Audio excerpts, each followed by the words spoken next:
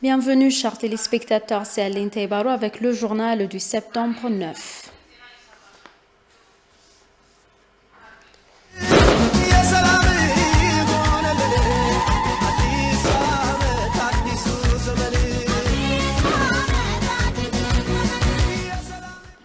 Le Premier ministre Abiy Ahmed a remercié le président ghanéen Nana Akufo-Addo pour l'accueil chaleureux qui lui a été réservé.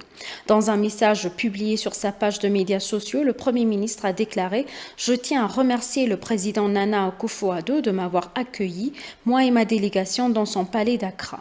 Il a déclaré que l'Éthiopie et le Ghana travailleraient en étroite collaboration sur les questions africaines bilatérales et mutuellement bénéfiques.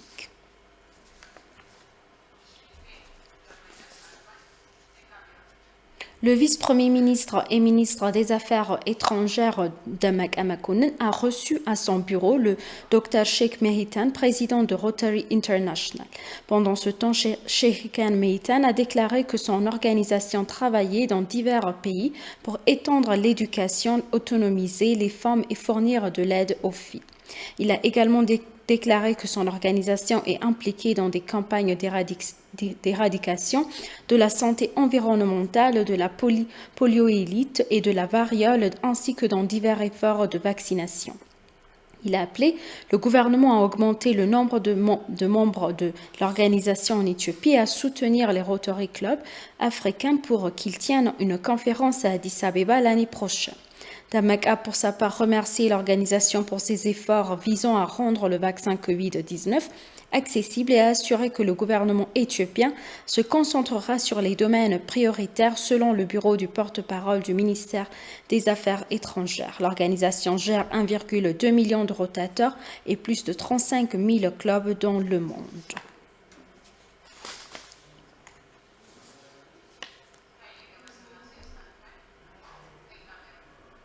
La destruction d'écoles et d'hôpitaux par les terroristes TPLF est un crime odieux et doit être considéré comme un crime de guerre, a déclaré l'athlète Haile Gebrselassie. Qu'est-ce que cela signifie de détruire une école où les enfants ne savent même pas avec qui ils sont en conflit? L'athlète a déclaré qu'il était attristé par la destruction de l'école qu'il avait construite à Dastla et Sagijiwarada dans la zone de Wagamra dans l'état d'Amara. L'athlète Haile Gebrselassie a déclaré à l'ENA qu'il avait traversé de nombreuses épreuves en plus de dépenser de l'argent pour construire l'école. Il a dit que la destruction de l'école était comme jeter du bois sur les blessures de la communauté locale. Il a mentionné que de nombreuses écoles et hôpitaux de la région ont été détruits, dont celui construit par l'athlète. Il a décrit le TPLF terroriste comme origine du mal. L'athlète Haile Gebrselassie a également déclaré que cibler les écoles et les hôpitaux dans les guerres à travers le monde est un crime de guerre. L'école a accueilli plus de 500 enfants locaux.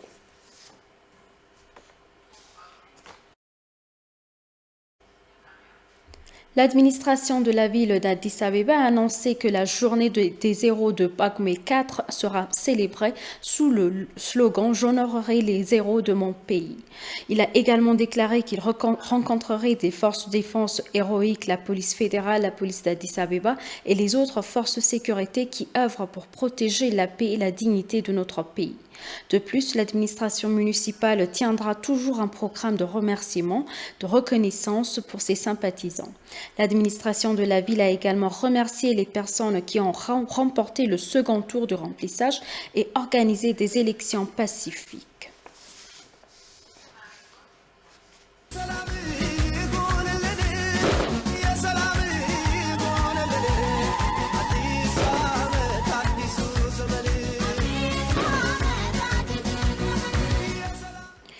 Les médias internationaux ont rapporté l'assassinat commis par le terroriste TPLF dans la zone du nord de Gondar, Dawat Warada, Shena Kabale. Reuters a cité des responsables locaux disant que le groupe avait tué 120 personnes innocentes en 2 jours. Newsweek rapporte que des responsables gouvernementaux ont rapporté que 120 civils innocents ont été tués par le groupe terroriste.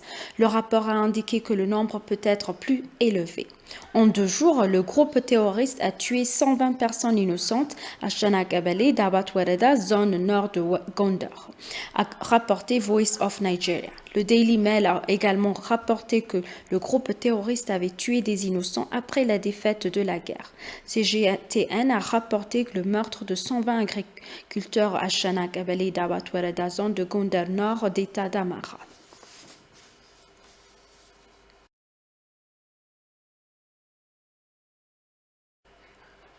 Le nombre de réfugiés éthiopiens au Soudan a diminué selon le Haut-Commissariat des Nations Unies pour les réfugiés. Des réfugiés au Soudan seraient de retour en Éthiopie pour prendre part à la guerre, a indiqué l'organisation. Le Haut-Commissariat des Nations Unies pour les réfugiés a publié une déclaration suite au retour des Éthiopiens dans les camps de réfugiés au Soudan. Le HCR a déclaré que le nombre de réfugiés dans les camps avait diminué ces derniers mois, mais ne savait pas où ils étaient allés. La Commission a déclaré dans un communiqué qu'elle travaillait avec le gouvernement soudanais pour séparer les militants des civils dans les camps de réfugiés. Le gouvernement éthiopien a annoncé que l'aile jeunesse du terroriste TPLF Samri, qui a massacré plus de 1600 civils à Maïkadra, s'est enfui au Soudan et s'est réfugié dans un camp de réfugiés.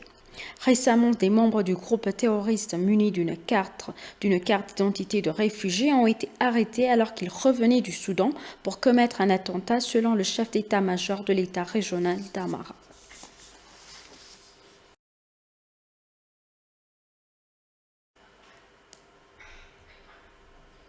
Le Conseil de pratique de la diaspora éthiopienne a déclaré que le programme de visite de la diaspora est une opportunité de montrer que la diaspora est pleine d'espoir pour l'Éthiopie.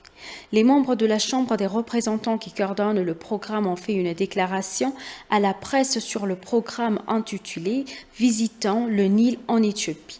Chef des relations publiques du groupe de travail sur la diaspora éthiopienne, Al-Labed Sali, 500 Éthiopiens et personnes d'origine éthiopienne de différentes parties du monde participeront au programme, a-t-il déclaré. Il a dit qu'ils visiteront le grand barrage de la Renaissance éthiopienne et encourageront les travailleurs impliqués dans la construction du barrage. Il a également déclaré qu'une première pierre serait posée pour l'ouverture du musée de la diaspora éthiopienne. Selon Al-Labed, un programme de transfusion sanguine sera réalisé pour montrer le partenariat avec les forces de défense nationales. Il a également indiqué que la diaspora préparera un dîner le 24 septembre 2014 pour exprimer son engagement envers le gouvernement informé. Il a également déclaré qu'une manifestation de solidarité avec le peuple éthiopien se tiendra sur la place Meskel. L'Éthiopie est en travail et a besoin d'être soulagée, a déclaré Alain Mayol, le coordinateur scandinave du Conseil.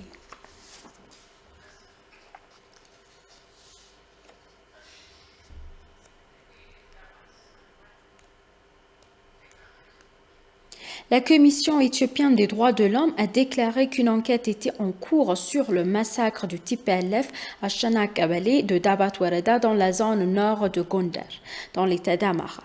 La Commission a déclaré que les charniers des survivants auraient tué des civils innocents, mais que la Commission enquêtait sur le nombre et les identités. La Commission a déclaré qu'elle avait appris que le groupe avait été informé que les civils innocents qui ne pouvaient pas quitter la zone ne pourraient pas être blessés s'ils fournissaient de la nourriture au groupe. Les habitants et les responsables gouvernementaux, cependant, ont déclaré que les militants avaient tué des civils innocents lorsqu'ils ont appris que les forces de sécurité approchaient. La Commission éthiopienne des droits de l'homme a envoyé une équipe d'enquêteurs à Dabat et dans d'autres régions.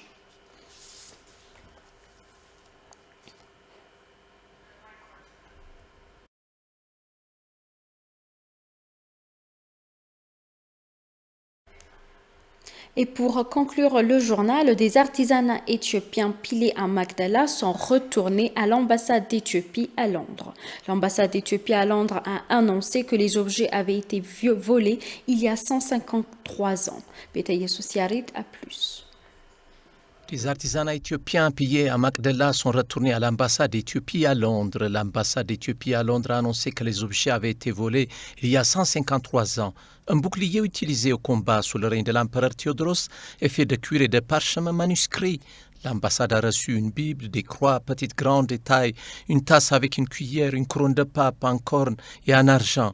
L'organisme de bienfaisance du Royaume-Uni, également connu sous le nom de Vehrazd, provient de l'ambassade d'Éthiopie à Londres. Il a été annoncé au moment de la remise qu'une décision avait été prise de rendre les artefacts du peuple éthiopien. Grâce à ces nombreux efforts en collaboration avec l'ambassade, ces trésors nationaux ont été préservés. De plus, les histoires d'héroïsme et de la religion de l'Éthiopie sont de forts rappels que les générations à venir. L'importance du patrimoine permet de préserver l'unité du peuple éthiopien avec son histoire ancienne et glorieuse.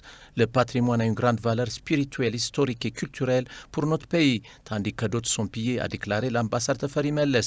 L'ambassadeur a souligné qu'il a contribué à la restauration du patrimoine hérité à travers des négociations entre les deux pays. Teferi a annoncé qu'il y aura des négociations en cours pour le retour des artisanats pillés en Angleterre. Il a ajouté que la restauration de ces héritages pillés est également d'une grande importance.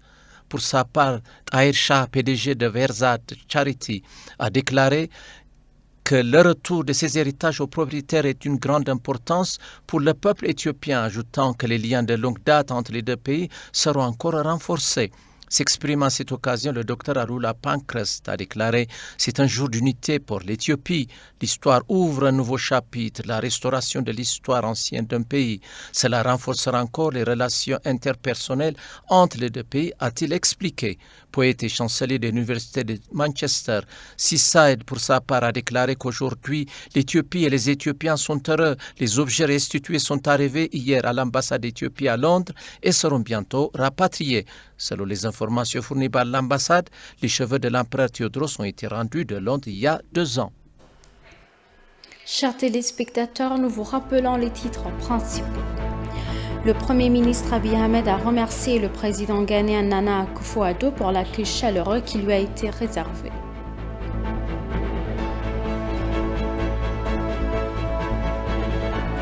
Le nombre de réfugiés éthiopiens au Soudan a diminué selon le Haut Commissariat des Nations Unies pour les réfugiés.